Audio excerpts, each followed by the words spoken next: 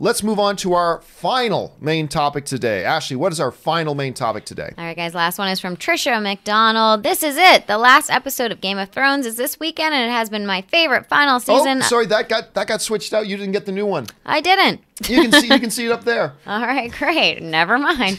Roger Teppin. Hi, John, Robin, Ash. I've seen Endgame 3 times now, so I guess I've done my part. But I just saw that Endgame is slowing down pretty fast, and it's still about $300 million away from the global box office record and over $200 million short of the all-time U.S. box office record. It would have felt like a stupid question 2 weeks ago, but is there a legitimate chance it will fall short of both those records when it seemed like it would easily beat both? It is actually a little bit crazy now. First of all, jump back 2 months ago. It was pretty hard to believe. Even the most enthusiastic and most optimistic of people didn't think there was a solid chance. I was more skeptical than most that Endgame could catch Avatar at all. Then opening weekend happens. It became almost inconceivable that it wouldn't. I mean, at that point, opening weekend, Rob, it was a foregone conclusion now. It's catching all these records. It's going to be the biggest movie of all time, both domestic and foreign and all that kind of stuff. Absolutely. Even I, who was amongst the most skeptical, had to go, yeah, it's going to break those records. It's just, there's the facts. It's going to break the records. Now, I'll tell you what, I am still in a position right now that if I had to put $5 on it, I still think this movie is going to catch Avatar. If I had to put money on it, I think it still is. But you know, the guys over at Brad over at Box Office Mojo, one of the best box office guys around, he just wrote this on Box Office Mojo that was up there today that kind of puts it a bit in context. Now, I know there's a lot here, but this is all really interesting stuff from Brad over there, so listen to this. With an estimated $63 million, that's this past weekend, Avengers Endgame topped the weekend box office for the third straight weekend in a row for a domestic cume that now stands at $723 million. Understand, that's still more than $200 million short of The Force Awakens domestically. Endgame is only the third film ever to top $700 million domestically, as it topped Black Panther to become the third highest grossing domestic release of all time. In second place right now is still Avatar. That's around 700 and something million.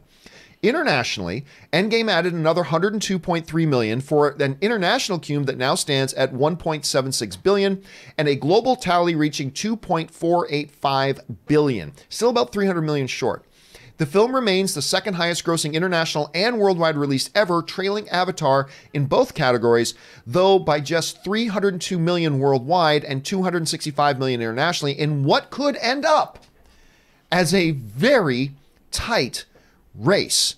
Rob, we have kind of ping-ponged around here a little bit from, okay, it'll be huge, but it won't catch Avatar, to, oh, it's absolutely blowing by Avatar. Right.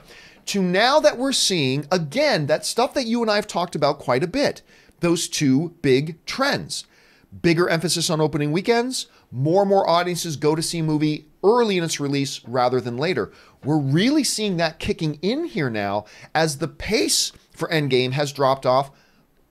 It's still great, make no mistake, it's still amazing, but more significantly than we thought it would have at first. At this point, Rob, because about a week ago I was saying, yeah, it'll still catch The Force Awakens, but it might not. But it will, but it might not. It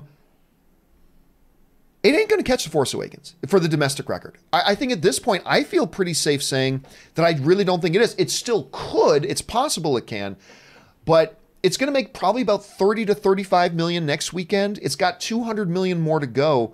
And we got John Wick Chapter 3 opening next weekend. We've got Aladdin coming. We got Godzilla coming. Pikachu, the Pokemon fans are going out to see Pikachu. I don't think it's, at this point, I don't think it's going to catch the domestic. I still would put $5 on it catching Avatar, though, for the worldwide, which is the more important one. The worldwide total one is the more important one, in my opinion.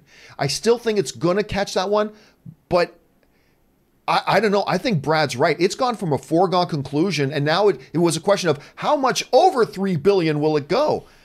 Now it's a tight race if it's even going to catch Avatar. I still think it would. Rob, as we're seeing the new numbers come out, new information comes out, where do you stand on all this right now? Well, first of all, it's already one of the most successful films ever made. It's the most successful MCU movie ever made. Yeah, and you know, when you really get down to the nitty-gritty, Avatar was a decade ago. which, as far as our culture is concerned, is ancient history. And I think we live in a world now where movie-going trends have certainly changed a lot. The world of streaming has come up a lot. Look, what Endgame has done has already been extraordinary. Whether it catches Avatar or not, I think there's a good chance it will in the international market.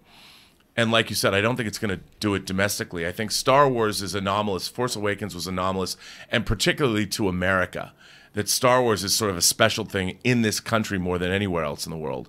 And it's going to be tough to ever beat that, I think, for any movie. If Endgame can't take down Force Awakens, I don't see what in the future could. I'm sure there's something that will that I can't even foresee yet. But yeah, I don't think it's going to beat Force Awakens domestically, certainly, and I think it's going to. If it beats Avatar worldwide, it's going to be a squeaker. It'll do it because it's going to have to play for another month. They'll leave it in theaters, and it'll come panting across the finish line and just get past it. But does it really matter? It's a lot of money that movie's made. Oh my God. I'd love a little bit of that cheddar. Just slice me off 2%. That's all I want. It's done well for everybody. Here's the funny thing, though. We've been talking a lot lately about, hey, Titanic, for the first time in 22 years, has fallen out of the top 2 spots. Tip of the cap to Titanic, holding on to those top 2 spots for 22 years. I don't think that will ever be equaled.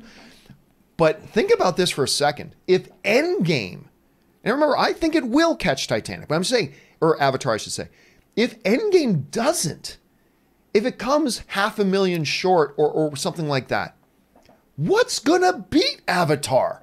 Like, if Endgame doesn't do it, Spider-Man, Far From Home ain't gonna do it. Star Wars Episode 9 ain't gonna do it.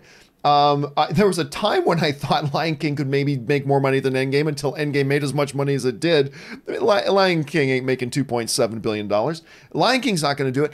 I simply don't see, if Avatar doesn't get taken down now, we could be seeing that thing in there for another 5 years. Because I honestly don't see what's on the horizon in the next 5 years that could possibly catch up to it. Do you at this point? No. Unless the next Avengers movie. But that if they ever make one. I mean, it's really interesting. The slate for the MCU, since we don't know what it is, it's all open-ended. And I don't know if we're ever... Even another Avengers movie, I don't think you can expect the kind of global box office Infinity War and Endgame have done. No. I think you're going to be back down to 1.5 and, back down. I know. To a measly. I know, but the perception of people. They're going to any crazy. movie that and if an Avengers movie makes 1.2 billion, it's like, oh, that was a disappointment. I mean, that's where which is absurd, but that's the world that we live in because there's no nuance anymore. Yeah, look, I told you guys before, if Endgame could make all the money in the world, but if it doesn't catch Avatar, I told you there are going to be boo-birds out there. They're going to go, oh, so Endgame failed. Wait, they're going to be what? Actually that good. What's that? Boo-birds? Boo-birds. Boo-birds. Boo-birds. I was like, I'm unfamiliar. It's a sports terminology of the fans that boo their own team. But the boo-birds are going to come out and say, what went wrong? It's like, oh my God. I love that word. The boo-birds. I'm going to use that in a sentence sometime today. I think, look, let's say for argument's sake, and again, I would put $5 that it is going to catch it.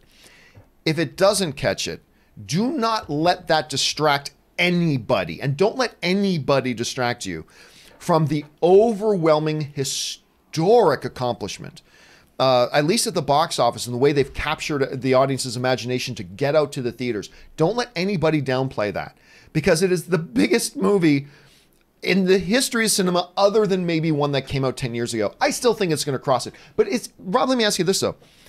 At this point, while I am pretty much ready to resign, I feel like we're a network on election night, and even though there are still votes coming in, we're calling the winner. I feel like I can safely, maybe it's not safe, it's not a guarantee, but I'm calling that Endgame will not catch The Force Awakens for the all-time U.S. box office record.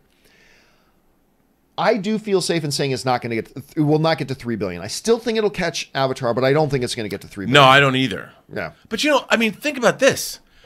Let's look at this holistically. Infinity War and Endgame. two sides of. I mean, they're pretty much the same story. It's one long extended story. We've talked Although about two very different films. two very different films. But if you look at the two of them as an accomplishment.